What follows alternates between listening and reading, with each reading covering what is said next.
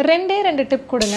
நான் வந்துட்டு அது ஒரு வருஷம் கண்டிப்பா கன்சிஸ்டென்ட்டா பண்ணுவேன். நீங்க 10 டிப்ஸ் குடுக்கறனால தான் என்னால பண்ண முடியல. ஆனா 2 சொன்னீங்கன்னா கண்டிப்பா பண்ணுவேன் அப்டின்னா, என்னோட கோ டூ டிப் வந்துட்டு 1 நம்மள வந்துட்டு ஒரு ஸ்ட்ரீட் டாக் மாரி நம்மளே கற்பனை பண்ணிக்கணும். அதாவது வீட்டுக்குள்ள வளர்ற பெட்ஸுக்கும், வெளிய வளர்ற பெட்ஸுக்கும் நெறைய டிஃபரன்ஸ் இருக்கு. வீட்டுக்குள்ள வந்துட்டு சின்னதா ஒரு இடம் இருக்கும். பெருசா நம்மளால மூவ்மெண்ட்ஸ் எதுவுமே இருக்காது. வீட்டுக்குள்ள வளர்ற பெட்ஸ் வந்துட்டு என்னதான் நல்ல உணவுகள், ஹை புரோட்டீன் சாப்பிட்டாலும் அதோட உடல் பருமன் கொஞ்சம் ஜாஸ்தியா தான் இருக்கும். ஆனா ஸ்ட்ரீட் டாக்ஸுக்கு நீங்க பார்த்தீங்கன்னா கண்டதையும் சாப்பிடும். ஆனா அதுக்கு இருக்கிற ஒரே ஒரு நல்ல விஷயம் வந்துட்டு மூவ்மெண்ட்ஸ் அண்ட் விட்டமின் டி, நல்ல வெயில். இது ரெண்டுமே வந்துட்டு வெயிட் லாஸ் பண்றவங்களுக்கு ரொம்ப முக்கியமான விஷயம். ரெண்டாவது ஒரு மெயின் டிப் 6 மணிக்குள்ள டின்னர் முடிக்கிறது. சன்செட் அப்ப சாப்பிடுறத நிறுத்திட்டு சன்ரைஸ் அப்ப ஸ்டார்ட் பண்ணணும். இந்த 6 to 6 நைட் வந்துட்டு நீங்க ஃபாஸ்டிங்ல இருக்கும்போது உடம்புல இருக்கிற எக்ஸ்ட்ரா கொழுப்பு தன்மை எல்லாமே கரைஞ்சு போகிறதுக்கான நேரம் அது ஒண்ணு மட்டும்தான். 6 மணிக்கு மேல நீங்க எந்த அளவுக்கு உணவு போட்டாலும், வெயிட் லாஸோட டயட் உணவே போட்டாலும் வெயிட் லாஸ் வந்துட்டு கொஞ்சம் லேட்டா தான் நடக்கும். எந்த அளவுக்கு உழைக்கிறோமோ, நடந்துட்டே இருக்கணும், மூவ்மெண்ட்ஸ்ல இருக்கிறோமோ அந்த அளவுக்கு வெயிட் லாஸ்க்கு உதவும்.